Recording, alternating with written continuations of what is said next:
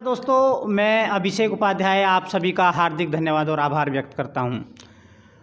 आज मैं आपको मिलवाने जा रहा हूं एक ऐसा चेहरा लोनी विधानसभा का जो बीजेपी के, जहां तक मेरा मानना है, 37 साल से कार्यकर्ता हैं। आप एक तरीके से ऐसा कह सकते हैं कि जब लोनी के अंदर बीजेपी का झंडा कोई उठाने के लिए तैयार नहीं था, तब वो झंडा लोनी के अंदर अनूप बैसला जी ने वो झंडा उठाया।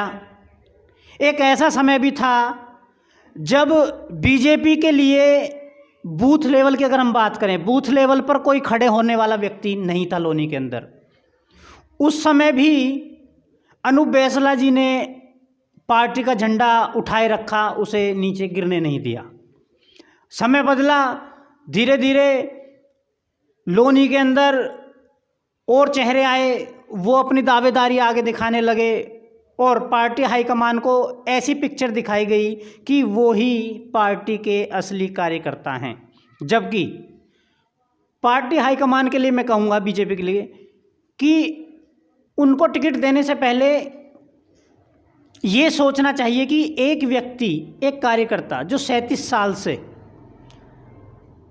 पार्टी का झंडा उठाए हुए है, और बिल्डिंग जब बनती है पहले नींव खड़ी होती है, तो नींव की ईंट भी कहा जा सकता है अनूप बैसला जी को बीजेपी की लोनी के अंदर।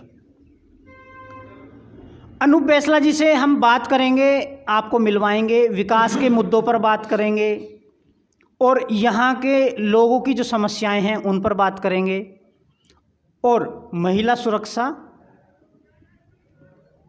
और जो किसान आंदोलन हुआ, किसान आंदोलन की भी हम बात करेंगे, और उनका पार्टी में अनुभव सबसे मायने जो रखता है। हम अनुभव की भी बात करेंगे कि पार्टी में कैसा अनुभव रहा। 37 साल एक बहुत बड़ा पीरियड होता है। मुझे नहीं लगता कि बीजेपी में गिने चुने लोग ऐसे होंगे जो इतने वर्षों तक एक ही पार्टी के साथ रहे हों। मैं अनूप बैसला जी का सबसे पहले अपने प्लेटफॉर्म पे स्वागत करता हूं। जी, आपका बहुत बहुत स्वागत। धन्यवाद जी। मेरा आपसे पहला सवाल कि ऐसा आपने पार्टी के अंदर क्या देखा कि जब लोनी के अंदर कोई बीजेपी का झंडा पकड़ने को तैयार नहीं था, तब आपने बीजेपी का झंडा पकड़ा, और वो ऐसा पकड़ा कि वो छोड़ा ही नहीं, उसको आज 37 साल हो गए। भारतीय जनता पार्टी की जो राष्ट्रवादी सोच, हिंदुत्व की सोच है, उससे प्रभावित होकर हमने भारतीय जनता पार्टी में काम करने का निर्णय लिया। जी, आपका राजनीतिक अनुभव 37 साल, वो जानना चाहेंगे हमारे दर्शक। मैं भारतीय जनता पार्टी में बूथ अध्यक्ष, ग्राम अध्यक्ष, युवा मोर्चा में मैं मंडल का महामंत्री रहा, फिर Bharatiya Janata party main body में मैं मंडल का मंत्री रहा।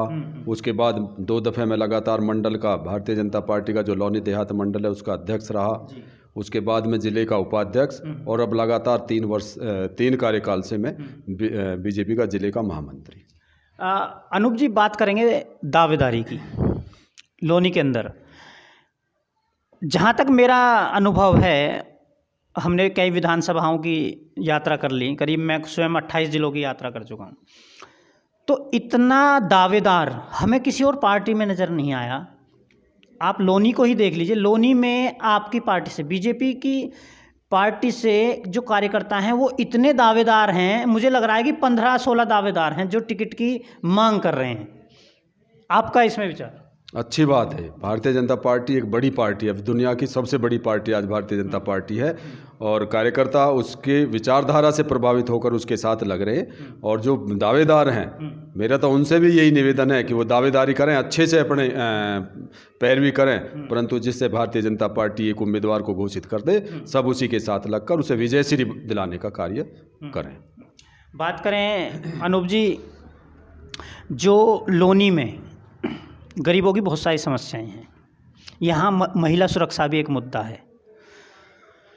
तो अगर आप किसी भी प्रकार सत्ता में आते हैं, पार्टी हाईकमान आपके बारे में सोचती है, टिकट देती है, गरीब जनता आपको अपना प्यार देती है, आप जीत कर आते हैं, तो महिला सुरक्षा और गरीब लोगों के लिए आपकी तरफ से क्या रहेगा? महिला के लिए जब से माननीय योगी जी की सरकार प्रदेश में आई है तो उससे पहले महिलाओं के प्रति बहुत अपराध होते थे और हमारी छात्राओं के और महिलाओं के लिए घर से निकलना बड़ा दूभर होता था। परंतु माननीय योगी जी ने उसको समझा और उन्होंने सबसे पहला निर्णय एंटी रोमियो स्क्वाड गठित कर महिलाओं के प्रति अगर कोई किसी तरह का अपराध होगा तो उससे त्वरित कार्रवाई करते हुए महिलाओं के आज महिला कहीं भी किसी भी समय बड़े बेखौफ कहीं भी आ जा सकती हैं। किसी मनचले की कोई हिम्मत नहीं है कि महिला की तरफ कोई भी गलत निगाह उठाकर देख ले। बात करें अनूप जी की, जैसा आपके संज्ञान में भी है गठबंधन हुआ है आरएलडी और सपा में, तो लोनी के अंदर बात करें कि बीजेपी अब गठबंधन जैसा कि बता रहे हैं कि मजबूत होता जा रहा है, तो बीजेपी गठबंधन को टक्कर दे पाएगी और अपनी जीत दर्ज कर पाएगी? ये गठबंधन कुछ नहीं है, अवसरवादी गठबंधन है। आप उससे पहले भी लोकसभा और पिछले विधानसभा में इन गठबंधनों का हाल देख चुके हो। इस गठबंधन का कोई परिणाम आने वाला नहीं है और ये अभी चुनाव तक सब एक साथ है, उसके बाद ना इनकी कोई विचारधारा आपस में मेल खाती है और ये गठबंधन चलने वाला नहीं है, ना इसका कोई जनता पर प्रभाव पड़ने वाला।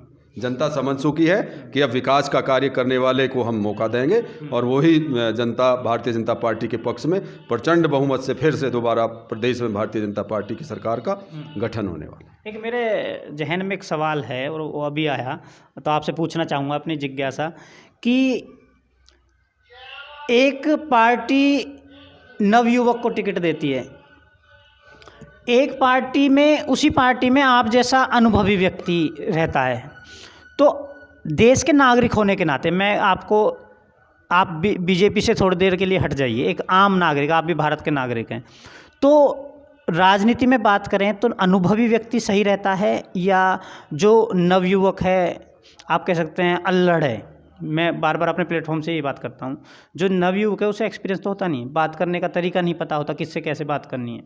एक अनुभवी व्यक्ति होता है, उसे पता होता है क्या बात करनी है, किसके साथ खड़ा होना है, किसके साथ खड़ा नहीं होना है, और विकास करने का भी अनुभव होता है, ज़िंदगी का भी अनुभव होता है। तो आपके विचार भारत के नागरिक होने के नाते कि अनुभवी व्यक्ति ठीक है या नवयुवक ठीक है? देखो, अनुभव और नवयुवक का जोश और जो हमारे उम्रदराज उनका अनुभव दोनों मिलकर कार्य करते हैं और वो एक अच्छा परिणाम उसका आता है। हम एक किसी भी ऐसे नवयुवक को दे दें जो ज़्यादा जोश में होची खो बैठे, उसका कुछ नहीं होगा। अनुभव होना भी किसी कार्य के प्रति, अपने देश के प्रति हमें समझना, अपने क्षेत्र के प्रति वहाँ की समस्याओं को समझना, वहाँ लोगों की जो क्या भावना है उसको समझना, वो बहुत आवश्यक है। इसलिए अनुभव का होना बहुत आवश्यक है जी, क्योंकि जैसा कि एक भारत में एक प्रधानमंत्री जैसा गरिमामय पद है, उस तक व्यक्ति एक बहुत ही अनुभव के बाद पहुंचता है। नहीं तो पार्टी में नवयुवक भी होते हैं, पार्टी हाईकमान चाहे तो नवयुवक को प्रधानमंत्री की गद्दी पर बैठा सकती है, लेकिन एक अनुभव बहुत ज़रूरी है देश चलाने के लिए। मेरा ये मानना है कि यदि किसी अनुभव कम है तो कोई ना कोई गलतियां होंगी और उसका हर्जाना बाद में पार्टी को भुगतना पड़ेगा।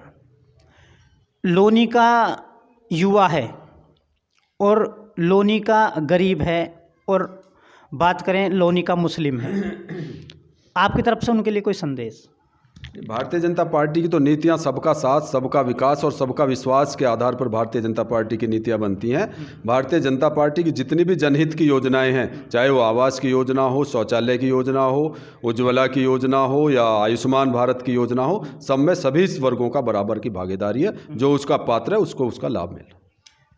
कहीं कहीं जैसे हमारी लोगों से बात होती है, लोनी में भी हमारी बात हुई, जो एक मुस्लिम वर्ग है वो अपने को जैसे बयान आते हैं जनप्रतिनिधि द्वारा, तो अपने को एक सुरक्षित महसूस कर रहा है वो, तो आप क्या कहना चाहेंगे इस बारे में? ये सब विपक्ष की चाल है। भारतीय जनता पार्टी और माननीय योगी जी की सरकार में आज तक कोई भी, आप सब देख रहे हैं, कोई सांप्रदायिक दंगा नहीं हुआ। सबको बराबर का अपना कार्य करने का, अपना विकास करने का सबको बराबर का मौका है। कहीं कोई विकास इस तरह की कोई भेदभाव की कोई नीति नहीं नीति है जी। अनूप जी, मैं आपसे एक चीज़ और जानना चाहूँगा कि जो लोनी है, लोनी में एक भी सरकारें आई गई, जनप्रतिनिधि आए, कोई सरकारी डिग्री कॉलेज जो या तो स्पेशल लड़कियों के लिए हो या को एजुकेशन के लिए हो, लड़का लड़की दोनों के लिए, ऐसा कोई सरकारी कॉलेज नहीं ला पाया कोई। नहीं, माननीय योगी जी की सरकार ने लौनी में एक गवर्नमेंट बालिका विद्यालय का निर्माण चल रहा है और वो अंडर कंस्ट्रक्शन में है। उसका बहुत जल्दी बहुत ही अच्छे से निर्माण पूरा हो जाएगा और वो नाईपुरा में उसका निर्माण चल रहा है। एक आप बहुत अनुभवी हैं और 37 साल का अनुभव है। मैं आपसे एक चीज़ और जानना चाहूँगा, जो बहुत बड़े मंत्री हैं आपकी सरकार में, उन्होंने एक बयान दिया कि अयोध्या में निर्माण जारी है और मथुरा की बारी है, तो ये उनका निजी बयान है या पार्टी की सोच ऐसी है? आपका विचार जानना चाहेंगे। नहीं, जो हमारी पार्टी का सोच है, हमारे जो आस्था के केंद्र हैं जिन पे अवैध तरीके से मुगल काल में उनका ध्वस्त करके और अपना कब्जा कर लिया गया, तो वो सब मुक्त हों और उनका एक बहुत अच्छे से, जैसा कि आप देख रहे हैं अयोध्या में श्री राम मंदिर का निर्माण, बहुत भव्य राम मंदिर का निर्माण चल रहा है और काशी विश्वनाथ धाम का कॉरिडोर का बहुत अच्छे से निर्माण होकर वो जनता के लिए खोल दिया गया। इसी तरह हम चाहते हैं कि मथुरा में भी श्री कृष्ण जी की जन्मभूमि है, उसका भी एक भव्य और अच्छे तरीके से विकास हो और वहाँ भी भव्य श्री कृष्ण जी का मंदिर बने। अनूप जी, आप